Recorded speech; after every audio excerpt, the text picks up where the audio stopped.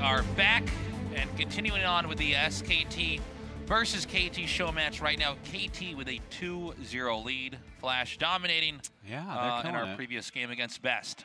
Yeah, and it's looking pretty good for them right now, right? Because the two players left on the other team, Gorush is probably the weakest player here tonight.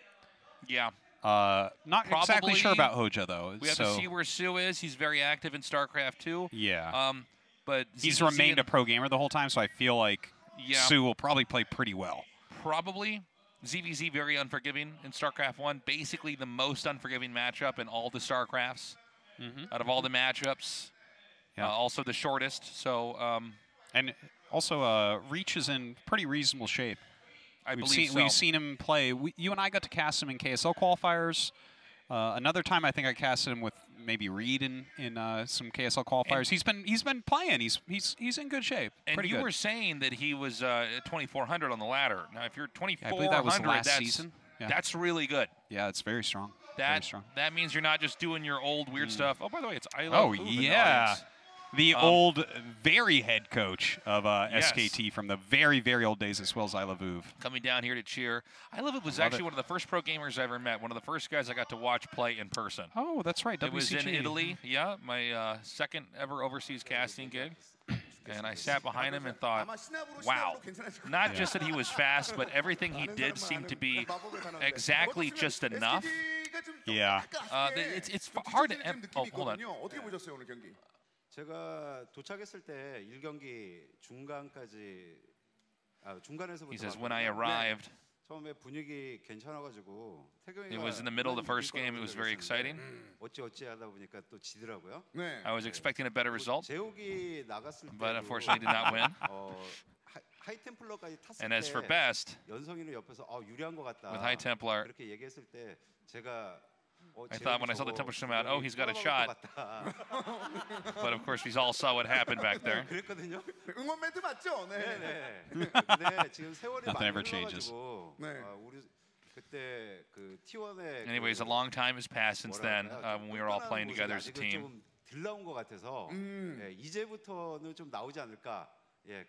It's good to see the team back together again. I have high expectations from here on out. So anything you want to say for the team? He says, good luck, guys. I Love Uv doesn't want to talk. He's good. Yeah.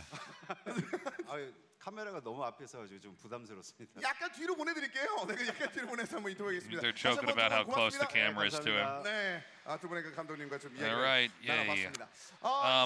Anyways, I love seeing I Love Uv down here. He's actually my favorite pro gamer of all time. Really? Oh yes. Oh yes. He was truly incredible. When he was playing and really active, the stuff he was able to do, the win rate he had against Zerg specifically. Yeah. But like I was saying, when he's one of the greatest of all time. Yeah, when I got to see him play in person, it was just incredible. It's so crazy how much better the pros were than the non-Koreans, or even just the average Korean. You know, this is one of these games where the skill ceiling is so high. Yeah. It's hard to find anything that's close to that. We're going now to, I believe, the coach here of KT to get his thoughts. We're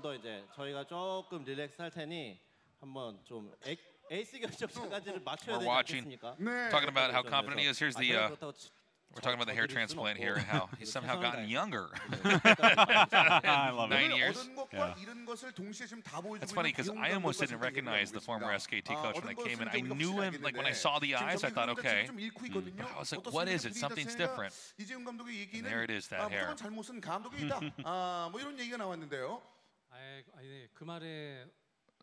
They're talking about, sorry, asking him about the KT head coach. 경기를 하다 보니까 또 열불이 나는 게 제가 맵을 너무 접어주고 들어갔네요. So far, I'm not happy 환경 탓이다. with how my team's been performing. 맵 탓이다, 맵 탓. 이게 너무 제 잘못인 것 같고. He's blaming the maps right now. 기량은 참 좋은 것 같은데 그 약간 2% 차이. 근데 그게 맵 탓인 것 같아요. 맵 탓이다. My players are good. 맵 탓이다라고 좀 말씀해 주셨습니다. 이 상황을 좀 And he's chalking this all up to the maps. Now that's a good coach. Better hope we don't have mirror matchups coming up here then. 그 10년 전에 그 시절 때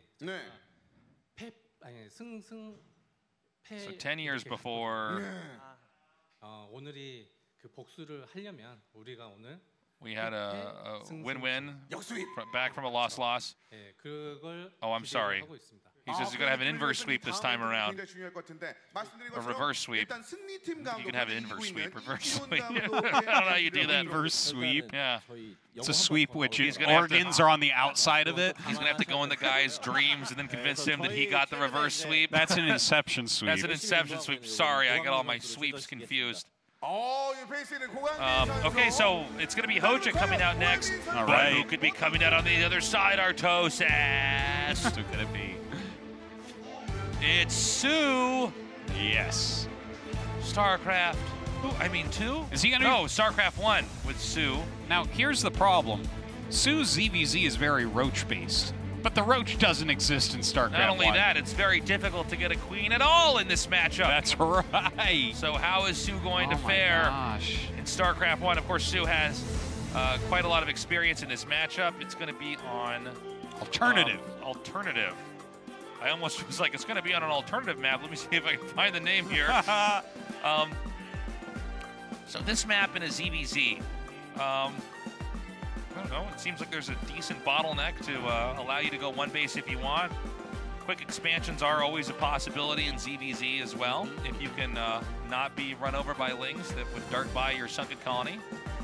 Sure. I'm wondering who's going to be able to take this. I just don't know how much HoeJJa plays. Maybe when he's not busy training people at the gym, he's yeah, no, he definitely lifts. He's been cutting pretty hard for this matchup, Artosis. soO, though. By the way, HoeJJa is a personal trainer. Yes. Now, back here for this show match here. Look at that with the old jersey. I love it. Yeah. Versus I bet that's worth a lot stuff. of money now. Okay, there's that smirk soO always has on his face before the match starts. soO, by the way, a guy who's very comfortable in his own skin. Even when it's something a little bit awkward like this, he said, admittedly, I am the worst player here in the lineup, but I'm still very proud to be representing SKT1 again. But I'll tell you what, this guy has had so much experience, especially in the last several years, just playing on stage and playing in major matches. Oh, yeah. And I don't think pressure gets to him. No, absolutely not. Unless he's in the finals, absolutely not. Yeah, and frankly, you know, the best players on SKT already lost, so, I mean, it's not like he's got to measure up. I think same thing for HoeJJa here, probably very relaxed. KT already trucking through here with a lead. Right now, in order for SKT to come back, they would have to win every game from here on out. That's not impossible, but, you know. No, it's not impossible. Like, I mean, soO is in good shape as a pro gamer, so maybe he can take this. It's ZVZ. I think that, you know, two guys that are not super duper active in StarCraft 1, this could really, anything can happen here. Yeah. Anything can happen. A bunch of speedlings just... Woo! Anything can happen. Wow. All right, we're ready to get this game started. Again, the map will be on Alternative. That's the map name. Right now, KT with a 2-0 lead against SKT. Let's see if soO can turn this around.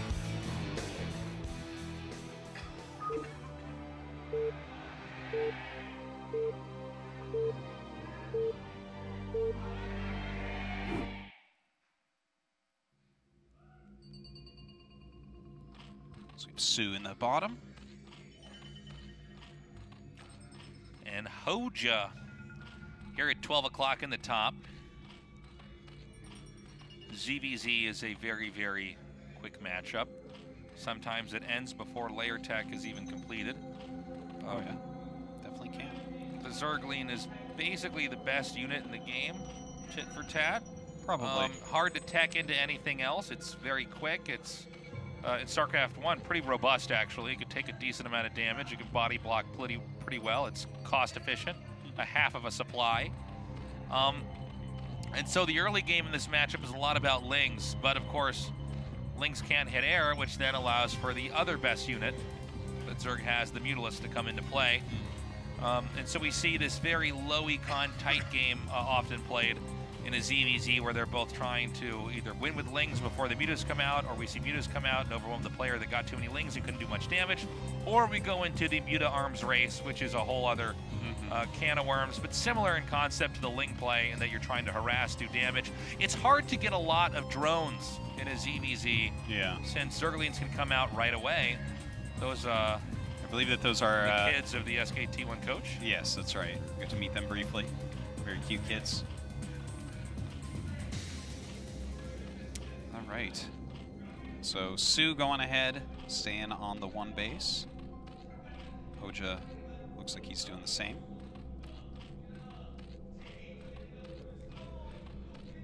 And so, I'm not surprised to see this. I feel like these two are going to play pretty aggressively against each other, because it's going to be a little bit easier to get your skills back in that regard, I think. Makes sense. Catch your opponent off guard a bit. A couple other little things we should bear in mind before this game begins to pick up, and it will pick up pretty quickly here. Of course, drone drilling, which is using the mining move with a group of drones to move through other units, whether it's your units or your opponent's attacking units, and then to make them attack when they're on top of the sprites of the opposing units, is a very strong move. Drone drilling or probe drilling or SCV drilling is especially strong against melee units if they can't reconnect with the ground to then reinstigate their attack animation. And so, if we're going to see 1 base play, a lot of times drones being drilled towards their own gas geysers and little skirmishes are used to fight Zerglings. Just something we want to watch out for as well. Every drone that is killed off in this game is a big deal. Even a drone that's used to make a sunken colony is a huge deal as well, as you just don't have a lot of workers. Now, the second hatch here for soO is made. I'm not sure what the idea was here, because that second Overlord is going to see that. I think he probably should have put that in the upper right side of his main, not the upper left. I wonder why it's right there. Maybe it can help with spotting or something. Maybe it's a closer rally. You think it's just a hidden? I think he wanted to hide it and create ambiguity. But of course the Overlord's seeing it. It's not terrible for him, but I don't think it's serving the function he wanted. It's going to be a lot harder to defend in certain situations. Now, okay, both players actually have foregone Zergling speed, which is really funny because you would almost never see this in the professional games that we see in ZVZ right now. Right. So it seems like both are just really banking their gas. They both really want to get into Mutalisks quite badly. Yeah, this isn't very standard for modern ZVZ. It's not necessarily bad, but usually one of the players at least is going to go for Lings early on. But almost a gentleman's game here is we're going to tech directly into mutas. So let's go ahead and unpack the muta game here. As far as upgrades go, Mutalisk armor in a muta versus muta fight is better than muta attack because the glaives bounce off the other mutas, and so that gives you additional, it prevents additional damage, right? Yeah. Because the muta's attack is very unique in that it hits multiple targets. There have been moments that attack has been upgraded in professional ZVZ, but it's usually when one player already has a muta lead, and he has map control, and he's going for harass. And normally it's after the armor as well. Yeah. But occasionally we have had games where it's made first, but it's unorthodox to say the least. So this is like a 1999 ZVZ here, where they're both very passive in their tag and going right into the mutas. I don't believe either side has gone for upgrades as of yet. No, I don't think you can get armor that quickly. I've been watching the, I would definitely agree. But been watching that gas count like a hawk, and it looks to me like everyone is just making a Scourge muta at the moment.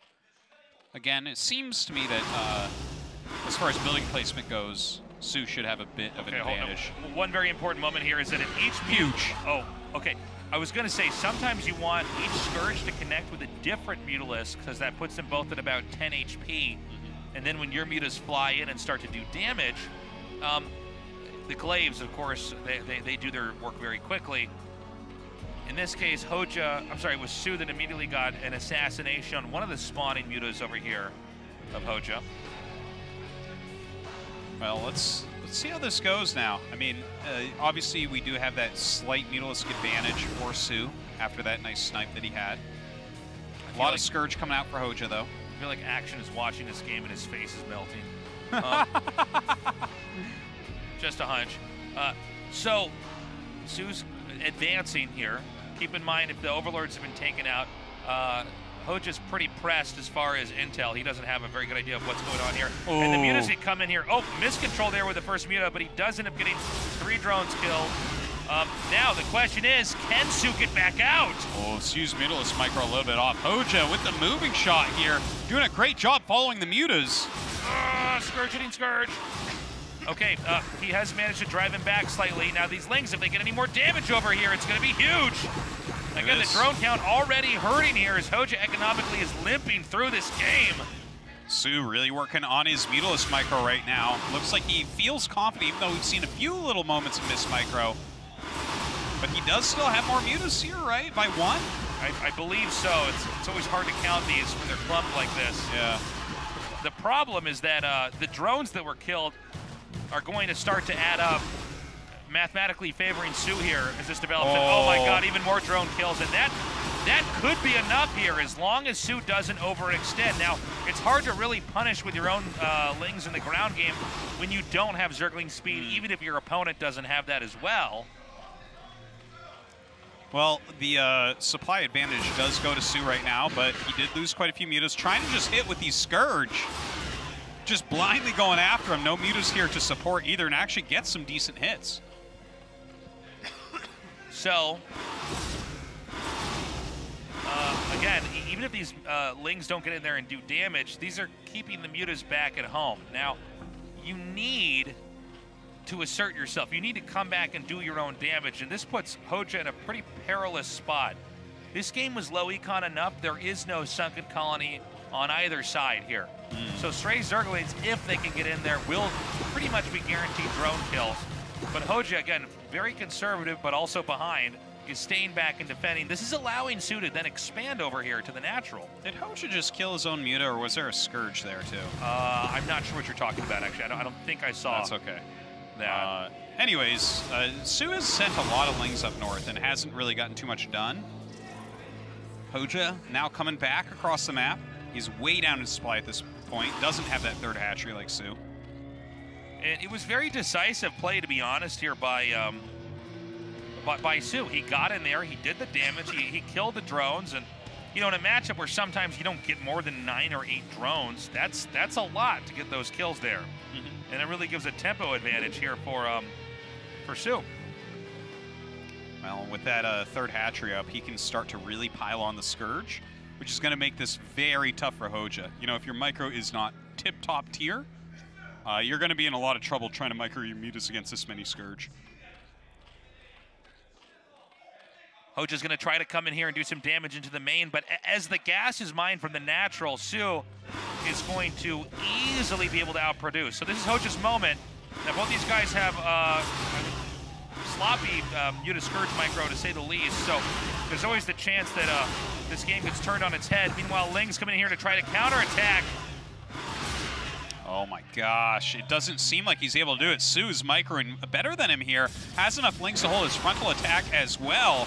HoeJJa in a lot of trouble here, but maybe, just maybe, he can do something. I think it's too little too late here as the last muta's gonna go down. And yeah, that's it. That GG, that zones HoeJJa out of possibly taking a win. And of all the players to win first here from SKT, our StarCraft 2 player, soO, comes back, wins, and maybe this is the beginning of the comeback here from SKT. Well, no ceremony from soO yet. The one thing we just can that grin. The one thing that at least we can say is that this proves that StarCraft 2 pro gamers can hold their own. Clearly, they're better than the StarCraft 1 pro gamers. You're wondering which StarCraft was harder. soO just showed you. Now you'll know which game takes the more skill.